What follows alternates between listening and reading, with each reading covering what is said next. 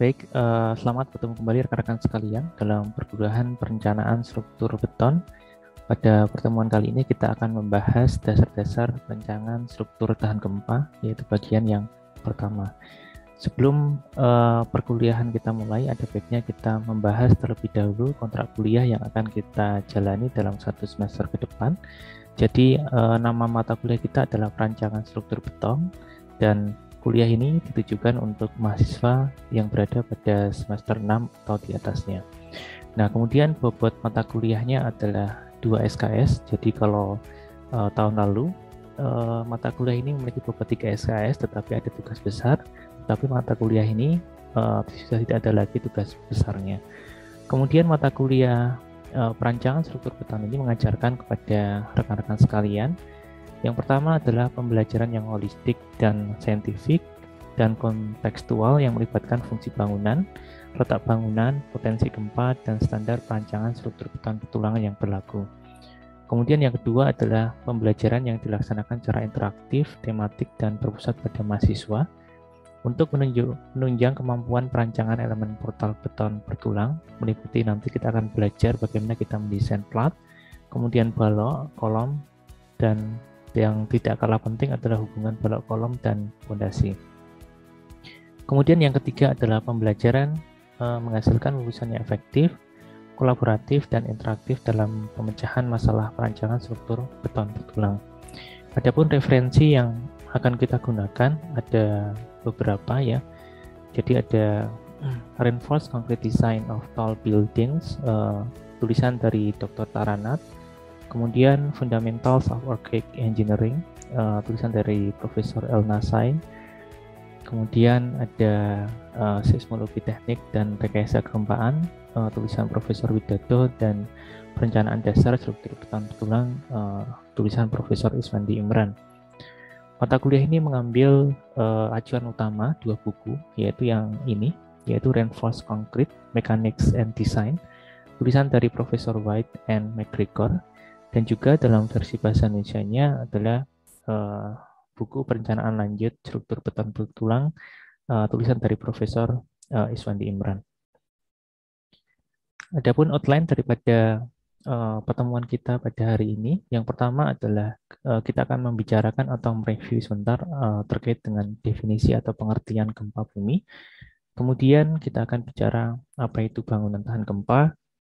Kemudian bagaimana konsep desain struktur tahan gempa, kemudian persyaratan material, dan yang terakhir adalah sistem struktur. Baik, kita mulai yang pertama, yaitu terkait dengan gempa bumi. Jadi kita sedikit mengulang apa yang disampaikan dalam mata kuliah sebelumnya, yaitu mata kuliah rekayasa gempa. Jadi yang disebut sebagai gempa bumi itu merupakan manifestasi dari getaran tanah yang disebabkan oleh pelepasan energi yang tiba-tiba pada kerak bumi, ya. Jadi sekali lagi di sini ada pelepasan energi yang tiba-tiba pada kerak bumi, itu akan menghasilkan goncangan atau getaran yang kita sebut sebagai gempa bumi.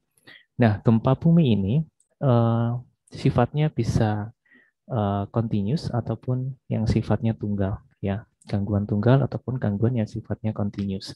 Yang kita bicarakan yang gangguan yang sifatnya continuous terlebih dahulu terbagi menjadi 2, yaitu yang sifatnya artificial atau buatan, ya. Kemudian ada juga yang sifatnya natural atau alamiah.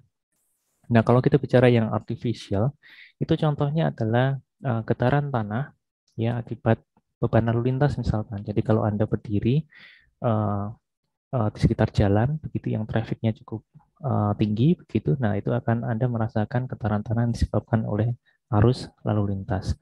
Kemudian juga bisa disebabkan oleh mesin, ya. Kalau mesin itu bergetar dengan getaran yang cukup besar, maka itu akan mengakibatkan getaran tanah juga, ya. Kemudian untuk yang sifatnya alamiah itu ada beberapa contoh, ya, misalkan terkait dengan meteorological, jadi ada angin, badai, dan segala macam. Kemudian ada juga yang terkait dengan gerakan air, ya, di permukaan, ya. Itu misalkan ada air terjun dan segala macam, itu juga bisa mengakibatkan getaran tanah. Kemudian ada juga yang terkait dengan aktivitas Gunung Merapi, ya. Kemudian yang sifatnya tunggal, gangguan tunggal, itu juga bisa kita kategorikan menjadi dua, yaitu buatan dan juga alamiah. Yang buatan, contohnya misalkan dari aktivitas eh, apa namanya pengeboman, ya, atau demolisi dari suatu bangunan, itu dapat mengakibatkan getaran tanah juga, ya. Kemudian ada juga eh, kalau kita bicara yang natural atau alamiah, itu ada beberapa macam, ya. Misalkan ada runtuhnya gua dan segala macam, atau juga aktivitas dari Gunung Merapi juga dapat mengakibatkan gangguan atau gempa bumi yang sifatnya merupakan gangguan tunggal. Selain di sini juga ada gangguan yang sifatnya adalah continuous, ya. Nah, sebagai seorang civil engineer atau structural engineer, yang menjadi concern utama kita adalah gempa bumi yang memang dia di-generate dari suatu energi yang sangat besar. Nah, biasanya gempa bumi yang besar itu disebabkan, ya, bukan karena aktivitas gunung berapi, ya, tapi disebabkan oleh apa namanya aktivitas atau pergerakan lempeng tektonik, ya. Jadi ini merupakan concern daripada eh, seorang sivil atau structural engineer, karena di sini gempa bumi yang dihasilkan dari pergerakan lempeng tektonik itu akan menghasilkan energi yang jauh lebih besar daripada penyebab yang lain, ya. Baik. Nah, gempa bumi yang disebabkan oleh pergeseran atau pergerakan lempeng tektonik itu ada yang terjadi pada apa namanya, ada yang sifatnya dangkal, kemudian ada yang menengah, ada juga yang dalam. Tentu saja semakin dangkal, ya, semakin dangkal sumber gempa, maka itu akan menyebabkan kerusakan yang jauh lebih besar, ya. Jadi jarak terhadap permukaan itu akan menjadi lebih pendek kalau gempa itu terjadi, atau gempa dangkal itu yang terjadi, ya. Kalau gempanya gempa dalam, otomatis jarak yang ditempuh dari sumber gempa ke permukaan itu akan jauh lebih panjang, ya, sehingga kerusakan yang terjadi tidak akan terlalu parah dibandingkan jika gempanya adalah gempa dangkal. Kita akan belajar lebih lanjut pada pertemuan selanjutnya. Oke. Kemudian sebelum kita bicara terkait dengan teori pergeseran atau pergerakan lempeng tektonik, ada baiknya kita mengutarakan di sini atau mendeskripsikan bahwa bumi atau struktur bumi kita itu terdiri dari beberapa lapisan, ya. Jadi lapisan yang paling dalam itu kita sebut sebagai lapisan inti atau core, ya. Ini core itu juga bisa dibagi lagi menjadi dua. Jadi ada inner core, ada outer core, ya. Ada yang sifatnya solid, padat, ada juga yang cair, ya. Kemudian kita concern pada dua lapisan teratas, ya. Dua lapisan teratas di sini ada lapisan litosfer, itu paling luar, ya. Kemudian ada lapisan di bawahnya, yaitu lapisan astenosfer. Kita akan membicarakan teori lempeng tektonik itu menggunakan dua lapisan teratas ini. Baik. Nah, kita lihat di sini bahwa lapisan terluar kita sebut sebagai lapisan litosfer, ya. Kemudian di bawahnya ada lapisan astenosfer. Nah, lapisan astenosfer ini sifatnya jauh lebih cair daripada lapisan di atasnya atau lapisan litosfer. Jadi kalau Anda ingat, atau kalau boleh saya ilustrasikan, seperti kita memiliki suatu kompor, ya. Kemudian di atasnya kita taruh panci, kemudian pancinya kita isi dengan air, kemudian di atasnya kita taruh dedaunan yang dia bisa mengapung, ya, di atas air, ya. Nah, ini analoginya adalah, jadi lapisan astenosfer ini kita analogikan sebagai air dalam sistem kompor tadi. Kemudian yang litosfer ini kita analogikan seperti daun yang apa namanya, dia mengapung di atas permukaan air di dalam panci. Nah, kemudian sistem panci tadi kita panaskan, ya, kita panaskan, maka apa yang terjadi bahwa dedaunan yang tadi kita taruh awalnya diam, maka dia akan bergerak satu sama lain, ya, bergerak satu sama lain.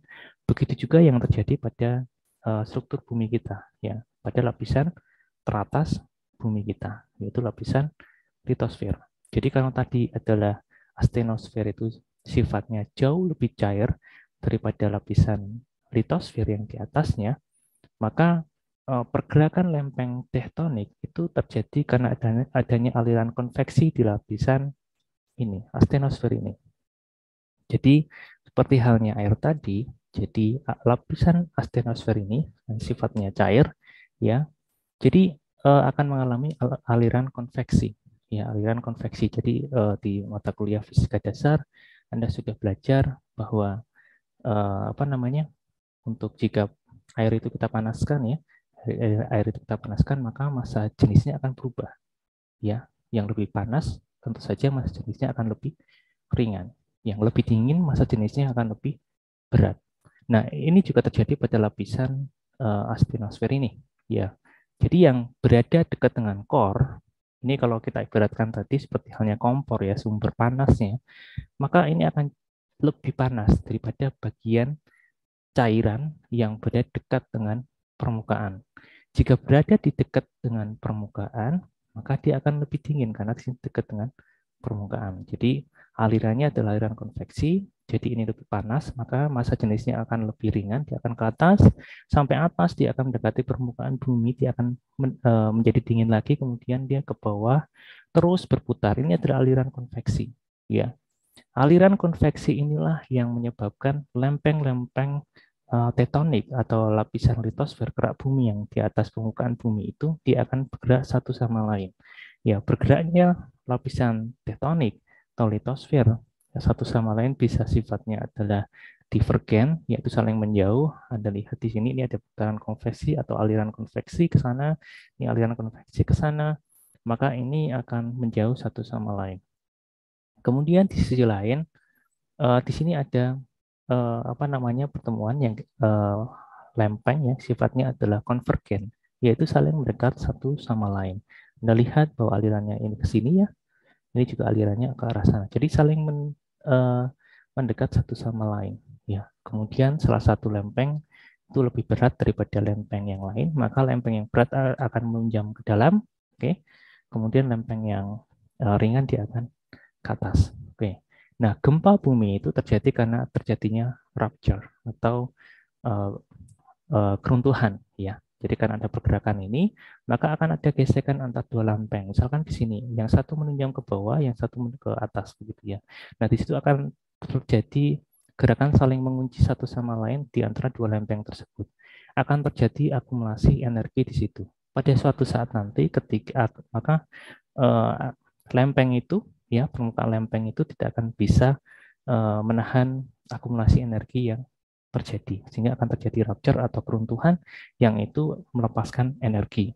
Pelepasan energi itu akan mengakibatkan, jadi pelepasan energi, maka dalam bentuk gelombang, maka dia akan merambat dari ini, ya, dari tanah ke permukaan atas. Ya, nanti ya di mata kuliah rekayasa gempa disebutkan ini ada body wave.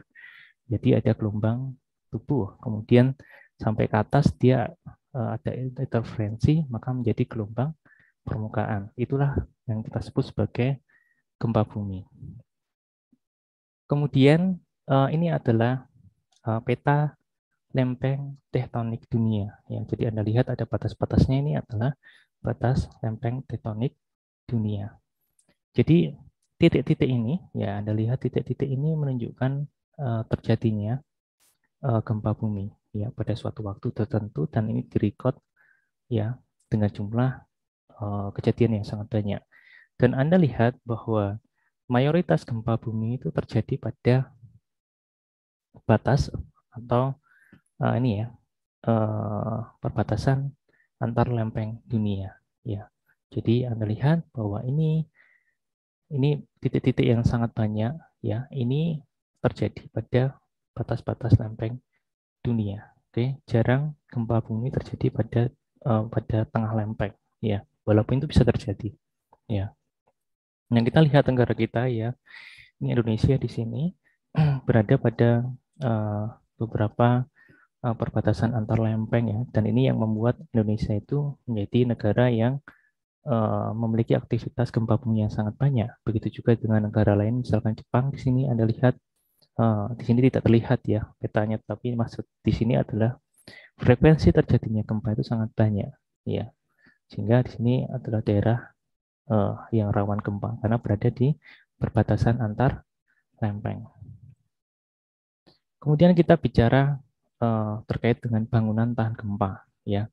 Jadi apakah struktur bangunan yang harus didesain untuk dapat menahan gaya gempa besar yang periode ulangnya 500 sampai 2.500 tahun selama umur rencana bangunan yang hanya 50 sampai 100 tahun. Jadi kalau Anda lihat di peraturan juga bahwa gedung yaitu didesain dengan umur bangunan adalah 50 tahun. Ya. Jadi kalau itu lebih dari 50 tahun seharusnya dilakukan evaluasi apakah dia layak digunakan atau tidak. Ya. Oke, kemudian apakah kita perlu mendesain ya bangunan itu dengan sesuai dengan gaya gempa yang terjadi dengan periode ulang yang 500 2.500 tahun. Ya. Yang pertama, apakah bangunan kita harus sangat kuat sehingga tidak boleh sama sekali rusak ketika terjadi gempa? Dalam satu sisi bagaimana? Dalam satu sisi pasti akan terjadi suatu cost atau biaya yang sangat mahal untuk membuat suatu struktur bangunan yang seperti ini. Ya, ketika kita mendesain bangunan kita sangat kuat, ya, ketika terjadi gempa, apalagi di sini gempa yang sangat besar dengan periode ulang yang lebih lama. Jadi gempa itu semakin lama periode ulangnya, maka akan semakin besar energi yang akan dilepaskan. Apakah seperti itu? Ya, tentu saja ini akan terjadi pemborosan yang sangat besar. Ya, Anda bisa bayangkan kolom-kolom Anda ya dalam struktur bangunan Anda akan menjadi sangat-sangat besar jika kita rencanakan bangunan Anda sesuai dengan gaya gempa periode ulang yang cukup lama ya atau gaya gempa besar. Kemudian apakah boleh bangunan sangat rentan sehingga akibat beban gempa karena kekuatannya sangat terbatas? Nah, kalau kita desain bangunan kita sangat rentan ya apa adanya tanpa banyak sentuhan dari engineer begitu ya. Maka di sini kita akan lihat ketika terjadi gempa kecil saja yang periode ulangnya tahunan atau puluhan tahun itu akan terjadi kerusakan yang parah ya apalagi gempa menengah maupun gempa yang besar yang periode ulangnya lebih lama. Tentu saja ini juga akan berimbas pada cost atau biaya yang digunakan untuk maintenance. Kalau tadi adalah biaya yang digunakan untuk membangun ya, membangun pertama karena dia strukturnya sangat kuat. Kalau yang ini adalah biaya yang diperuntukkan untuk maintenance atau pemeliharaan karena dia terjadi gempa kecil saja sudah mengalami kerusakan yang berat ya. Tentu kita lihat bahwa gempa kecil dengan periode ulang yang cukup pendek ya, tahunan atau bulan tahun itu frekuensi terjadinya itu cukup banyak ya, sangat sering ya dibandingkan dengan gempa menengah maupun gempa besar. Jika itu terjadi, maka Anda bisa bayangkan ujung-ujungnya itu sama antara dua kasus ekstrim ini. Ketika Anda mendesain bangunan Anda sangat kuat atau ketika Anda mendesain bangunan itu sangat lemah, ya. Dua-duanya akan ketemu pada suatu cost yang itu tidak wise atau bijak ketika kita mengaplikasikan bangunan seperti itu. Ya, ujung-ujungnya juga pemborosan. Kalau ini pemborosan ketika membangun awal, ini pemborosan ketika maintenance ya. Nah, para ahli mensepakati bahwa yang disebut sebagai bangunan tahan gempa itu adalah bangunan yang relatif kuat. Jadi relatif kuat itu itu berada di antara kedua kondisi ekstrim ini ya. Sangat kuat sehingga tidak terjadi kerusakan sama sekali atau kondisi sangat rentan sehingga dengan gaya gempa kecil saja dia sudah rusak. Jadi ya para ahli sepakat bahwa bangunan tahan gempa itu adalah bangunan yang relatif kuat di antara dua kondisi ekstrim ini terhadap gaya gempa, tetapi pembangunannya relatif tidak mahal. Ya, di sini ada konsen biaya di sini relatif tidak mahal. Nah, kemudian berikut adalah filosofi bangunan tahan gempa. Ya, jadi ketika gempa kecil yang periode ulangnya itu tahunan maupun puluhan tahun ya, yang itu karena gempa kecil periode ulangnya pendek, maka dia akan sering terjadi. Ya, maka struktur utama bangunan itu harus tidak rusak, tidak boleh rusak strukturnya. Ya, balok-baloknya, kolom-kolomnya, ya itu tidak boleh rusak karena itu adalah struktur utama, bagian dari struktur utama sistem struktur bangunan ya.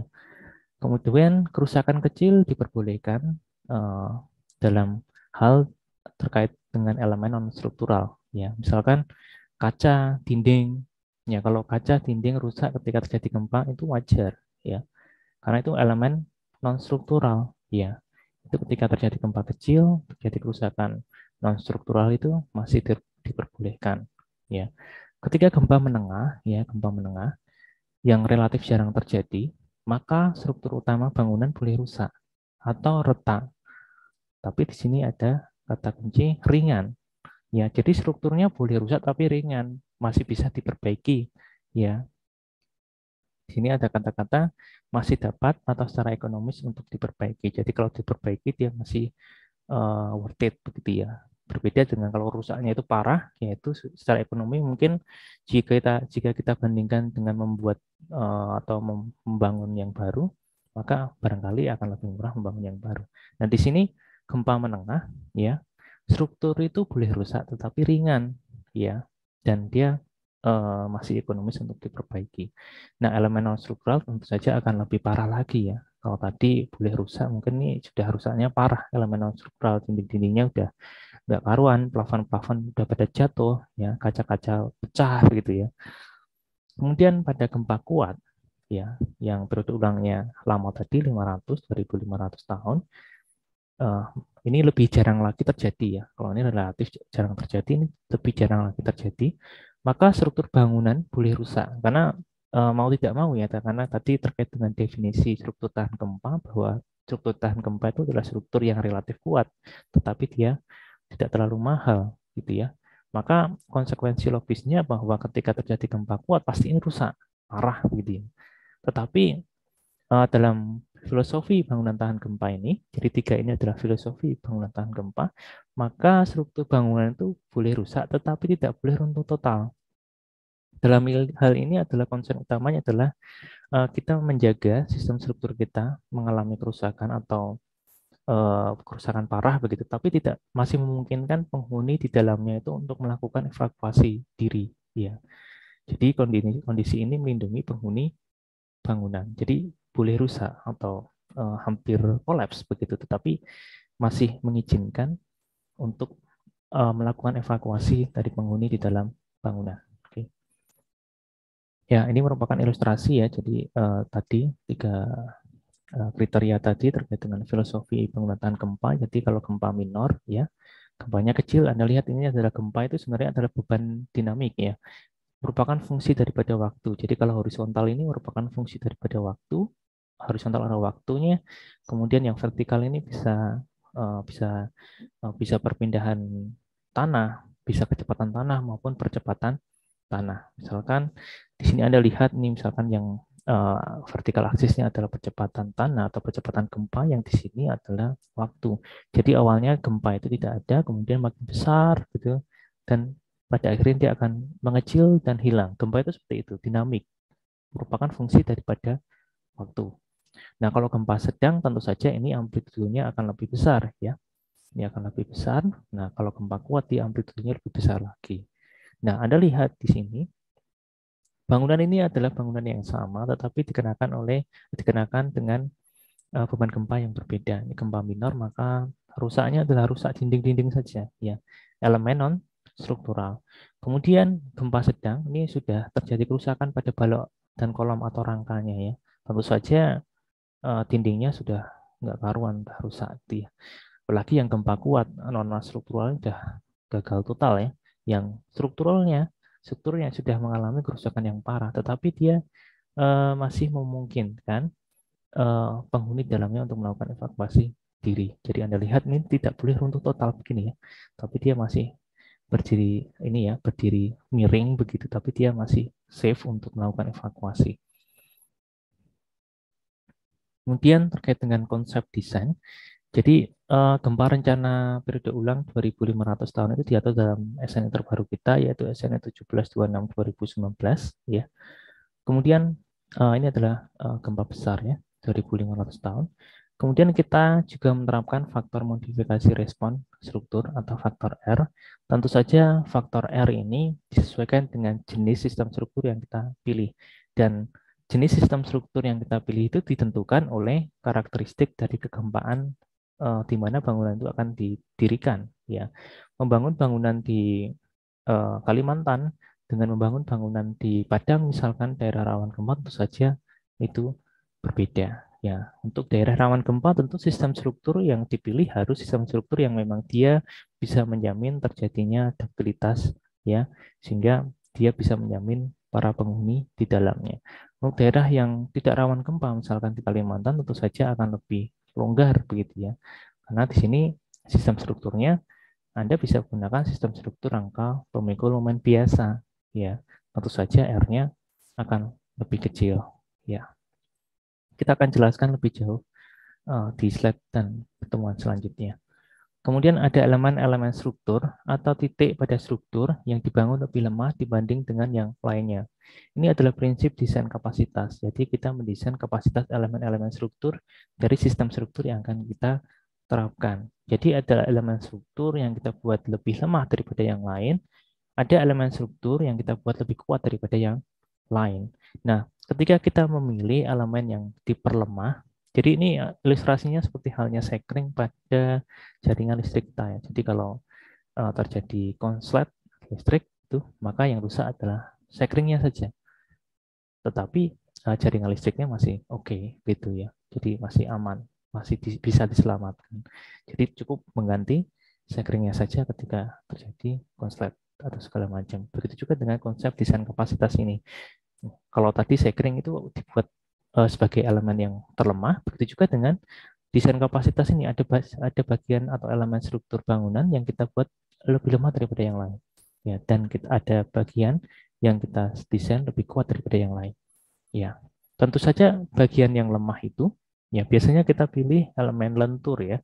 Karena elemen lentur itu memiliki sifat yang ductile ya, memiliki warning yang cukup panjang atau penanda terjadinya keruntuhan yang cukup panjang sehingga kita bisa melakukan evakuasi ya sebelum keruntuhan total dibanding dengan keruntuhan geser. Ya, makanya biasanya yang kita pilih sebagai elemen yang kita perlemah itu ada elemen lentur seperti balok.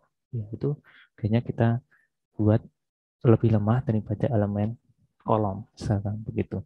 Karena kita buat lebih lemah, tentu saja akan ada konsekuensi di situ. Kita harus menjamin ductilitas pada elemen balok kita, ya, sehingga dia bisa mengembangkan kapasitas penuhnya sampai leleh dan mengalami deformasi yang cukup panjang sebelum dia mengalami keruntuhan total. Kemudian pada perencanaan elemen struktur yang diharapkan tetap elastik, ya, di satu sisi yang lain, maka ada elemen struktur tertentu yang kita desain lebih kuat daripada yang lain, ya. Maka di sini diaplikasikan faktor overstrength atau kuat lebih, ya. Kalau yang tadi ada bagian elemen yang kita perlemah, maka ada elemen struktur lain yang kita buat lebih kuat, ya. Misalkan pondasi harus didesain lebih kuat daripada struktur atasnya, ya, maka kita perlu mengaplikasikan overstrength atau faktor overstrength atau kuat lebih yang nilai faktor tersebut nilainya lebih besar daripada 1,0, ya.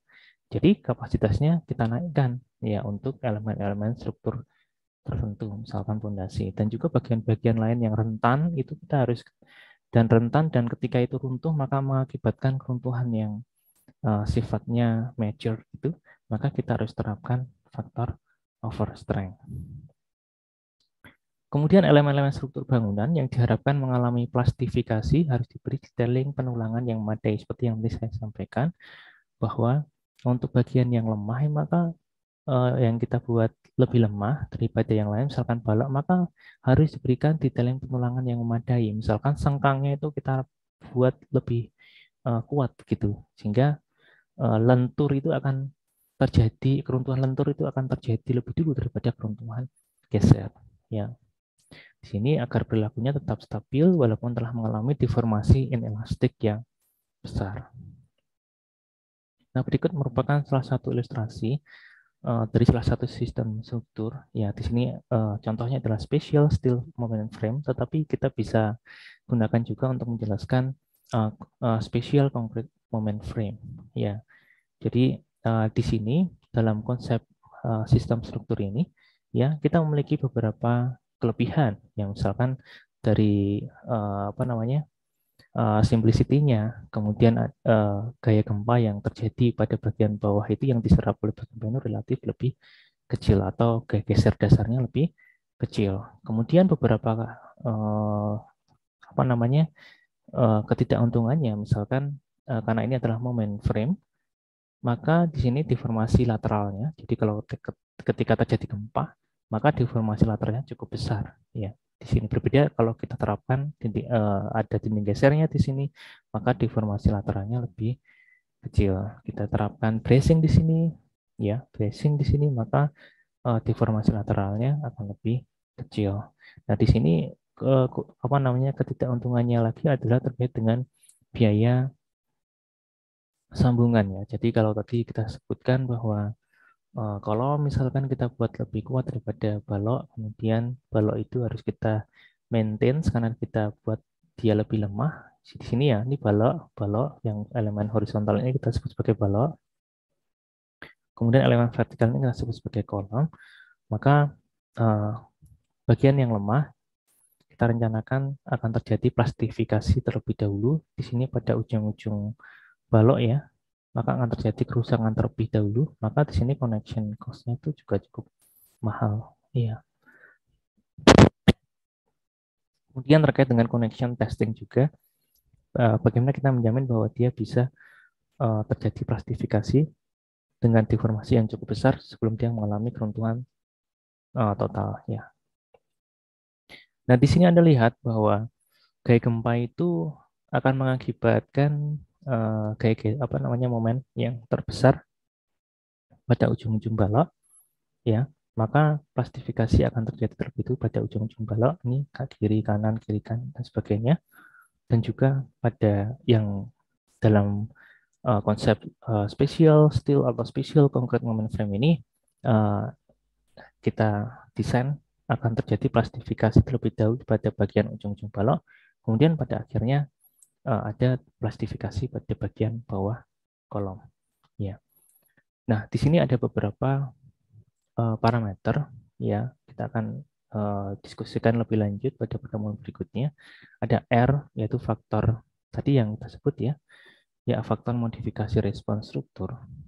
Itu kita sebut sebagai R, atau faktor reduksi gaya gempa. Karena R-nya makin besar, maka ini akan menjadikan gempa itu akan menjadi lebih kecil.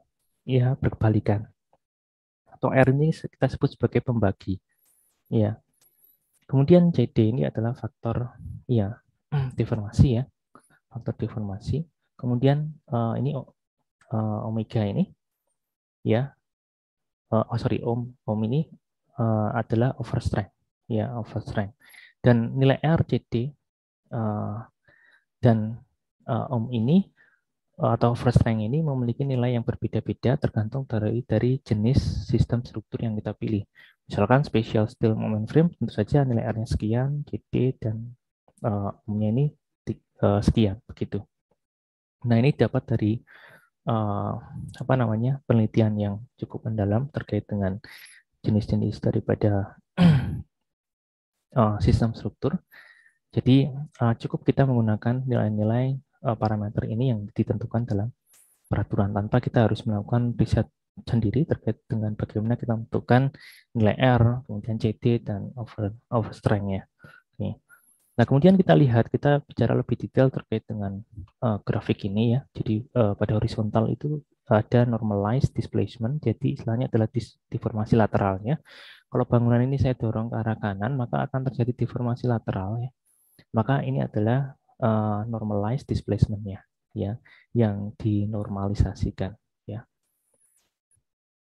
Oke. Kemudian yang vertikal itu adalah normalized shear. Jadi kalau ini saya dorong ke arah kanan, tentu saja ini ada gaya geser totalnya, ya. Kita sebut sebagai base shear atau gaya geser dasar. Nah, ini vertikal ini adalah normalized shear-nya, yaitu gaya geser yang sudah dinormalisasikan. Nah, Anda lihat di sini ada 1,0 itu menunjukkan nilai angka 100%, ya.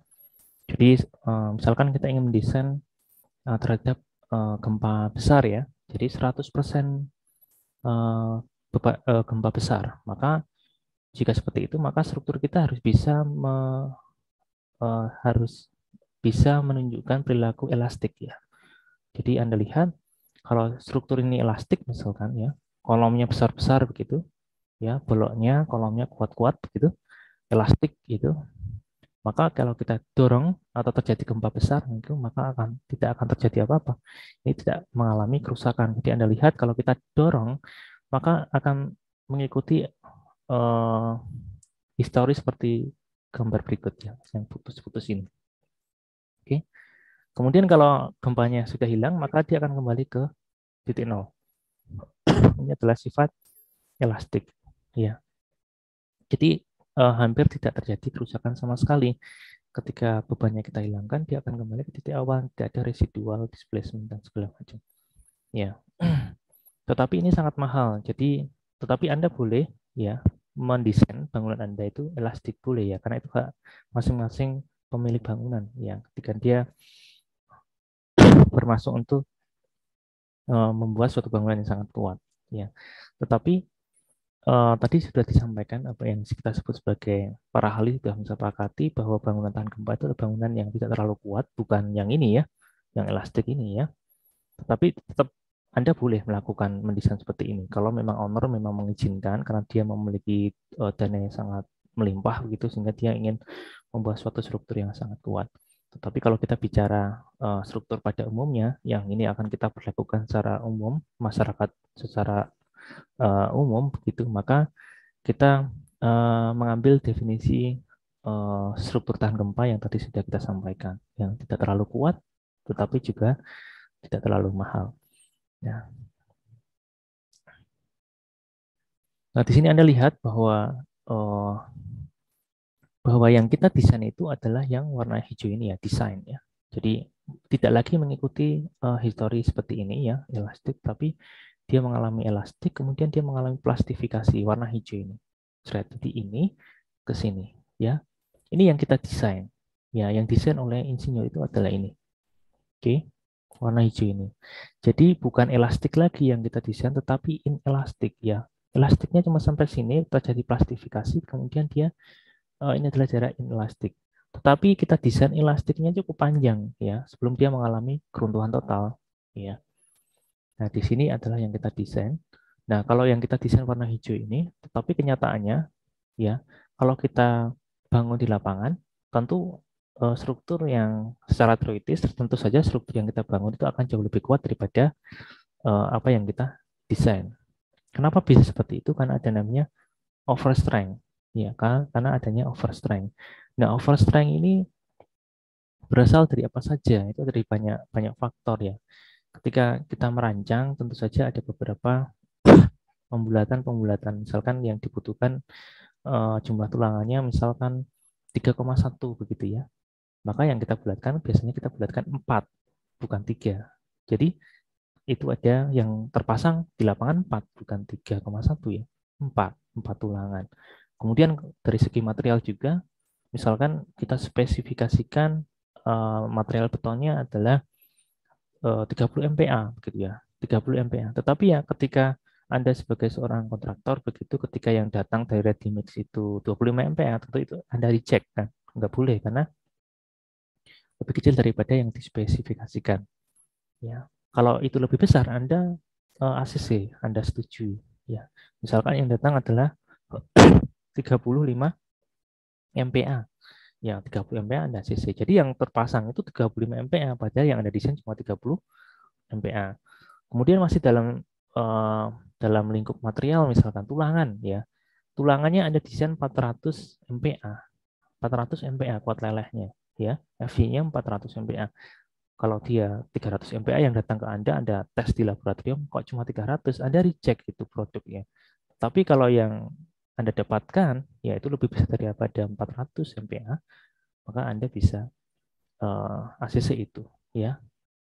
Tentu saja dalam kriteria pemilihan tulangan Anda juga harus memperhatikan terkait dengan deformasi maksimum yang dapat dicapai setelah pasca pelelehan. Ya.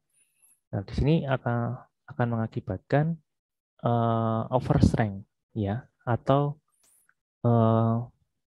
nilai kekuatan yang melebihi daripada yang kita desain, ya, tentu seperti itu. Ya.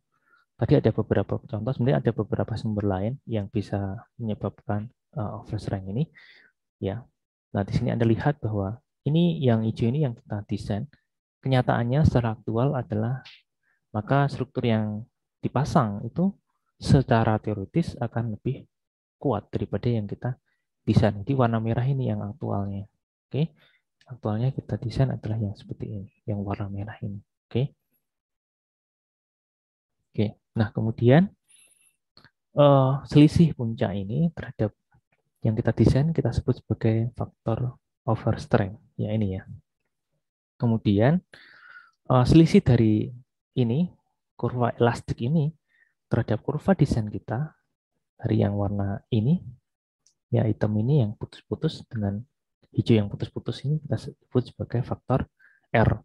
Jadi gempa yang 100% kita turunkan seolah-olah dia menjadi kurang dari 20% ya. Ya, tapi kita harus jamin bahwa dia elastik ya, bisa mengalami deformasi elastik sebelum dia mengalami keruntuhan.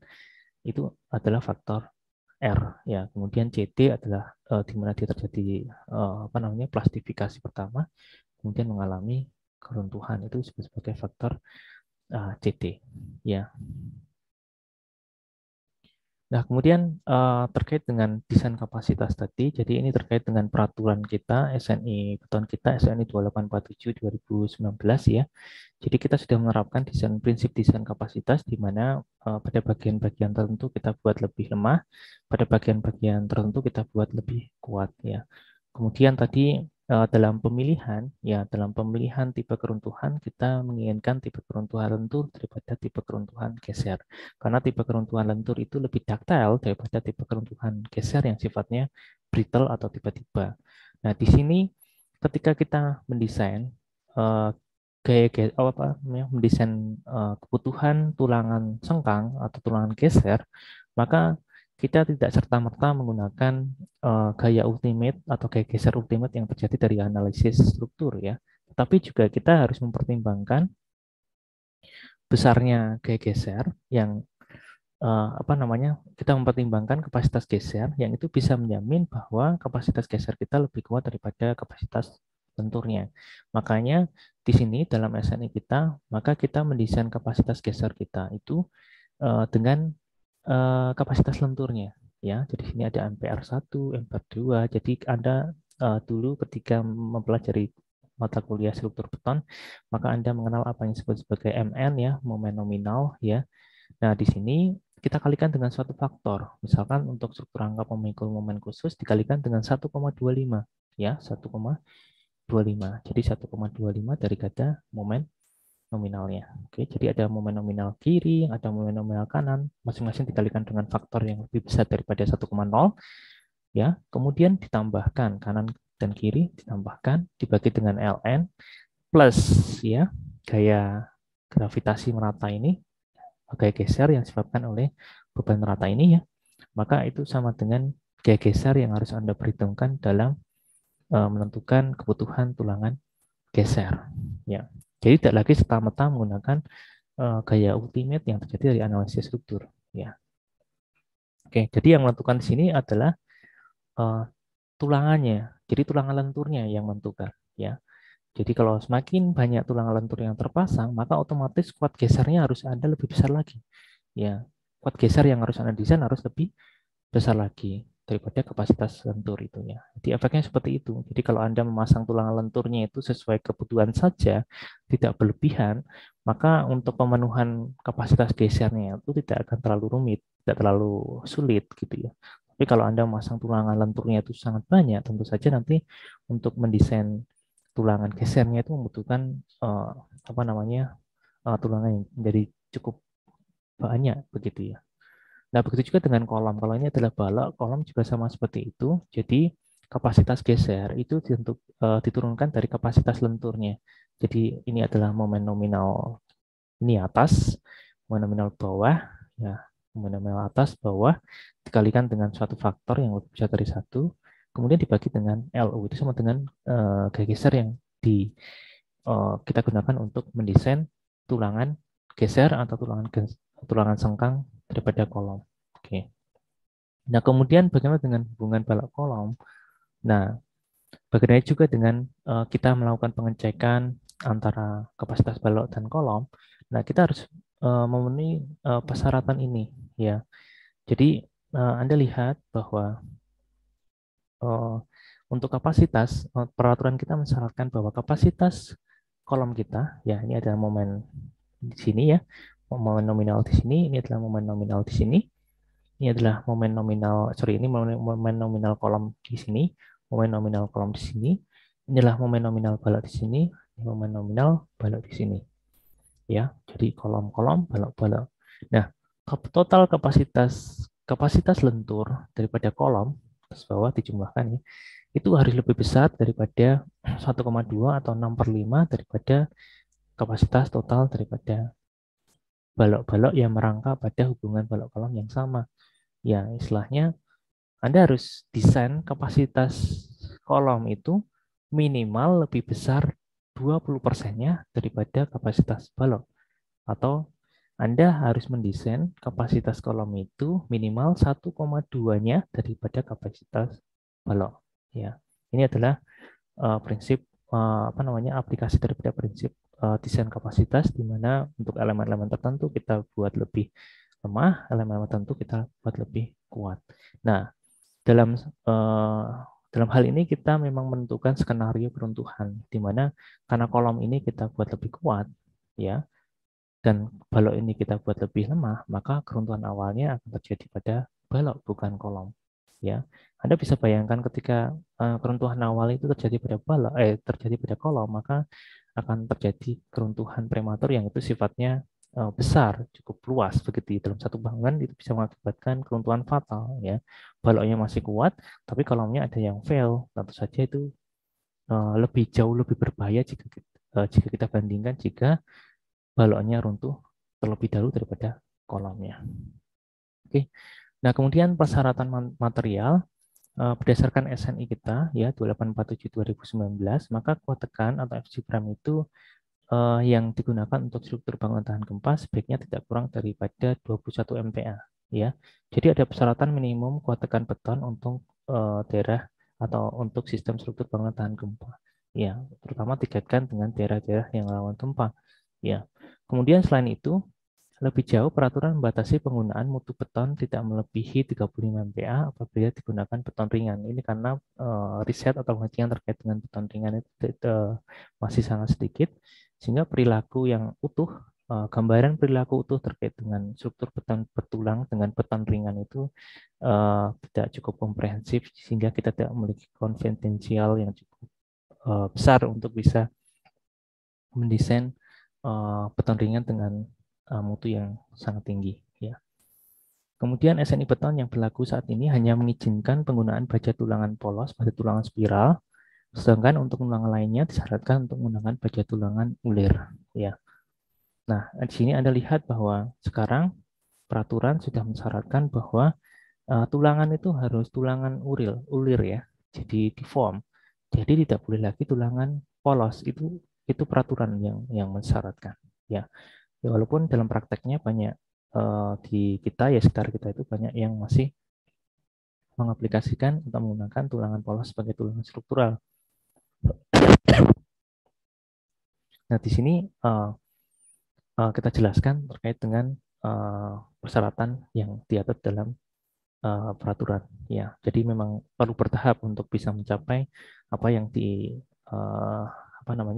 apa yang diinginkan dalam peraturan ini. Jadi kenapa harus ulir? Kenapa tidak boleh polos? Nah, di sini Anda lihat bahwa lekatan antara tulangan dan beton itu akan berbeda. Apalagi kalau kita kenakan beban siklik gempa, itu akan berbeda. Kalau tulangan polos dikasih gerakan beban siklik atau bolak-balik, maka dia bisa mengalami slip ya. Slip itu hilangnya lekatan antara tulangan dan beton yang mengelilinginya.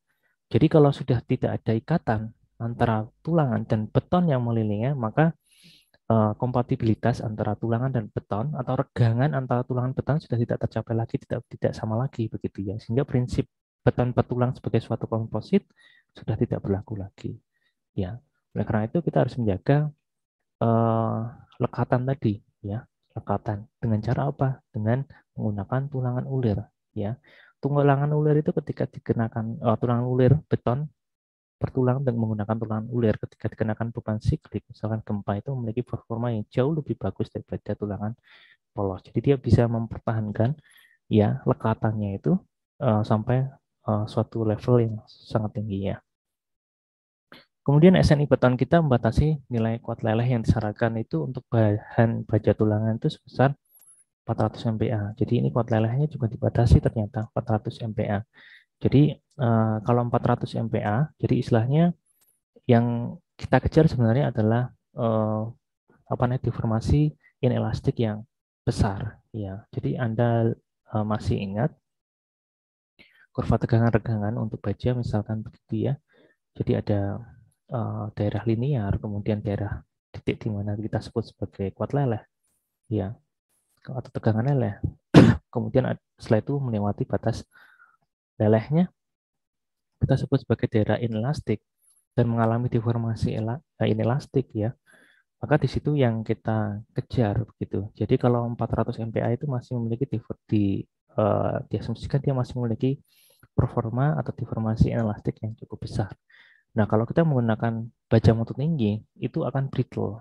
Ya, berbeda dengan baja mutu menengah atau baja mutu rendah. Baja mutu rendah lebih ductile, menengah dan rendah lebih ductile daripada baja mutu tinggi. Kalau baja mutu tinggi itu relatif dia akan lurus begitu ya, tegangan dan regangannya akan linear, kemudian dia putus gitu ya. Berbeda dengan perilaku baja mutu rendah dan baja mutu menengah. Itu ada deformasi inelastiknya. Nah, deformasi inelastik nanti yang kita gunakan untuk desain struktur tahan gempa tadi ya.